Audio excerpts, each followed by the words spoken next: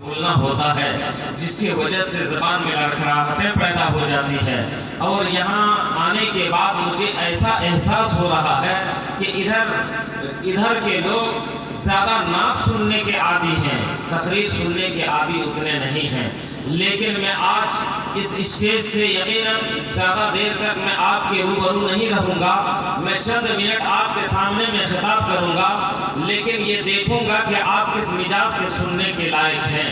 یقیناً میں ایک شعر پیش کر رہا ہوں اور اسی میں آپ کے مزاج کو پرکھ رہا ہوں، دیکھ رہا ہوں کہ آپ کس مزاج سے سننا چاہتے ہیں۔ شاعر کہتا ہے کہ زمین سے آسمان تک ہر ستارہ مصطفیٰ کا ہے۔ کہیے سبحان اللہ۔ زمین سے آسمان تک ہر ستارہ مصطفیٰ کا ہے، یہاں جو کچھ بھی ہے سارا کا سارا مصطفیٰ کا ہے، یہاں جو کچھ بھی ہے سارا کا سارا مصطفیٰ کا ہے۔ اور فلک پر اپنا سینہ چیر کر مہتاب یہ بولا، فلک پر اپنا سینہ چیر کر مہتاب یہ بولا، ارے میں ٹکڑے کیوں نہ ہو جاؤں اشارہ مصطفیٰ کا ہے، ارے میں ٹکڑے کیوں نہ ہو جاؤں اشارہ مصطفیٰ کا ہے۔ عزیزان گرامی، آپ نے یقیناً بڑی محبت کے ساتھ آمد سرکار کی محفل کا انعقاد کیا ہے۔ جب آپ نے آمد سرکار کی محفل کا انعقاد کیا ہے تو آپ کو کیا ملے گا؟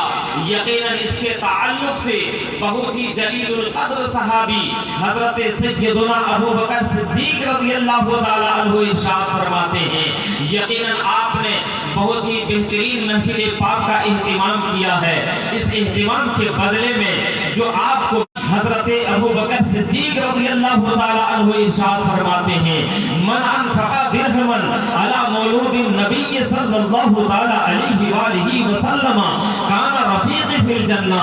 یقیناً حضرت ابو بکر صدیق فرماتے ہیں، کیا فرماتے ہیں کہ جو رسول کی ولادت کی خوشی میں، جو رسول کی آمد کی خوشی میں، جو پیارے آقا کی میلاد کی خوشی میں اگر ایک روپیہ بھی خرچ کرتا ہے تو حضرت ابو بکر صدیق فرماتے ہیں کہ کل وہ قیامت کے دن میرے ساتھ ہوگا۔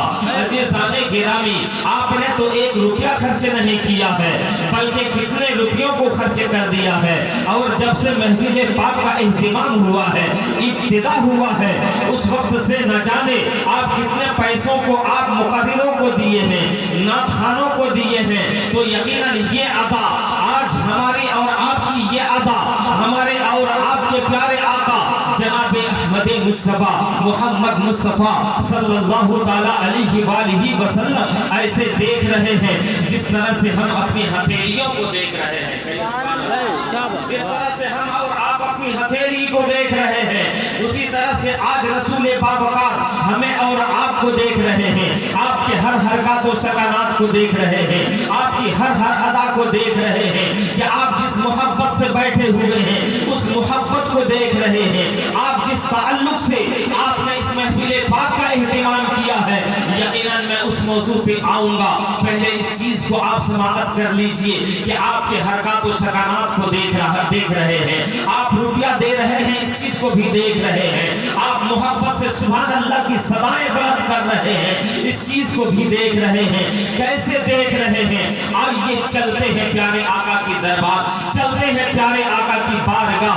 یقیناً پیارے آقا کی بارگاہ ہے، سارے صحابہ کرام آ کر کے بیٹھے ہوئے ہیں، حلقہ بنا کر کے بیٹھے ہوئے ہیں، گول دائرہ بنا کر کے بیٹھے ہوئے ہیں، ٹکٹکی باندھ کر کے روشن چہرہ کی طرف دیکھ رہے ہیں۔ کہیے سبحان اللہ۔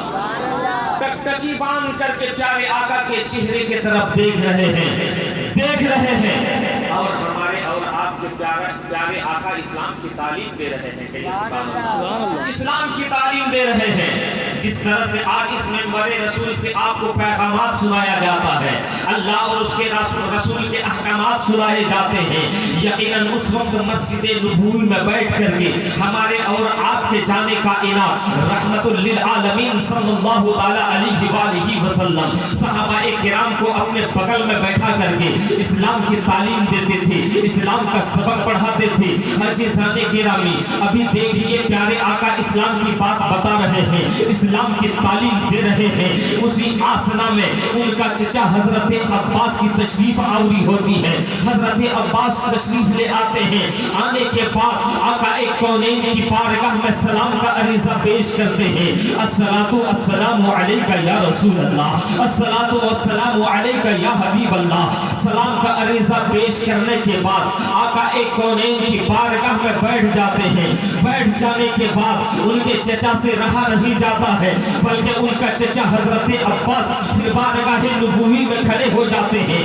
کھڑے ہو کر کے التجا فرماتے ہیں، کہتے ہیں کہ یا رسول اللہ، یا حبیب اللہ، آج حضرت عباس بڑی دل کے اندر ارمان لے کر کے آیا ہوا ہے، ایک بہت ہی بڑی چاشنی اور ایک سوال لے کر کے آیا ہوا ہے، ایک بہت ہی بڑا امنگ لے کر کے آیا ہوا ہے۔ آقا کونین کے لب حرکت میں آتے ہیں، فرماتے ہیں، کہتے ہیں، اے میرے پیارے چچا، کیا ارمان لے کر کے آئے ہوئے ہیں؟ کیا فریاد لے کر کے آئے ہوئے ہیں؟ کیا سوال لے کر کے آئے ہوئے ہیں؟ ذرا بتا دیجئے تو صحیح۔ عزیزان گرامی، حضرت عباس نے جو ہی پیارے آقا کے زبان سے یہ کلمات سنے، حضرت عباس کا دل گدگد ہو جاتا ہے۔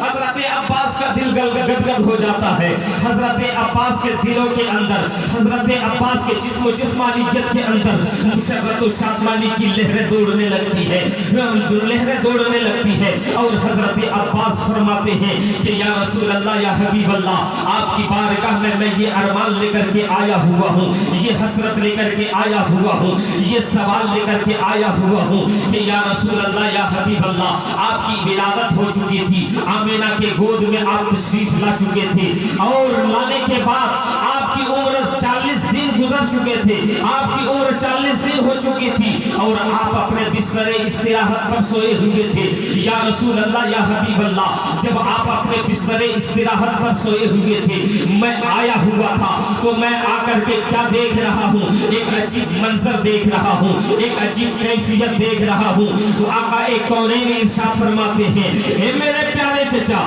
کیا آپ عجیب کیفیت دیکھ رہے تھے؟ آپ کیا عجیب منظر دیکھ رہے تھے؟ اس وقت حضرت عباس فرماتے ہیں کہ یا رسول اللہ، یا حبیب اللہ، آپ اپنے بستر استراحت پر سوئے ہوئے تھے، آپ کی شہادت کی انگلی آسمان کے جانب اٹھی ہوئی تھی، آپ کی شہادت کی انگلی آسمان کے جانب اٹھی ہوئی تھی، آپ کی یہ شہادت کی انگلی جدھر جدھر جا رہی تھی، ادھر ادھر آسمان کا چاند بھی جا رہا تھا، ادھر ادھر آسمان کا چاند جا رہا تھا۔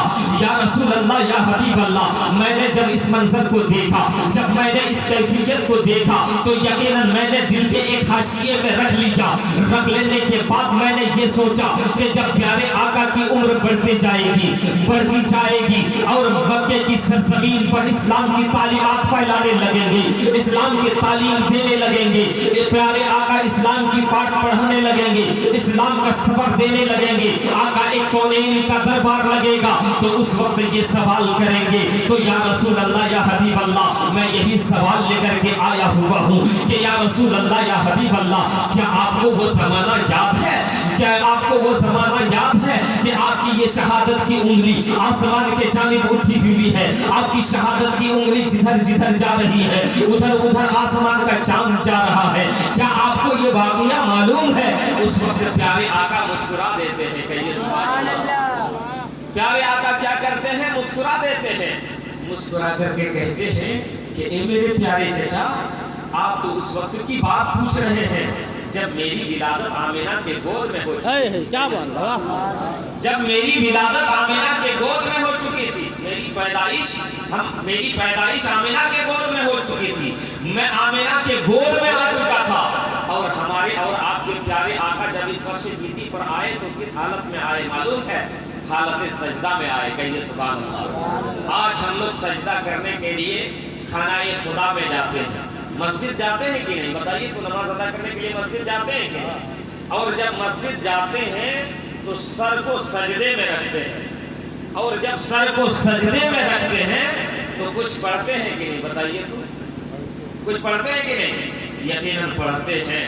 اگر پنجگانہ نماز ادا کرنے کے لیے نہیں جاتے ہیں حضرت، تو عید و بقرعید میں تو ضرور جاتے ہیں، عید و بقرعید میں ضرور جاتے ہیں، اور سب سے پہلے لائن میں جا کر کے کھڑے ہو جاتے ہیں، اور ایسا پوشاک اور ایسا لباس پہن کر کے جاتے ہیں کہ دور سے دیکھنے والا انسان کہے گا کہ یہ انسان ابھی ابھی لگ رہا ہے آسمان سے اتر کر کے آیا ہے، اتنا اچھا لباس پہن کر کے جائے گا۔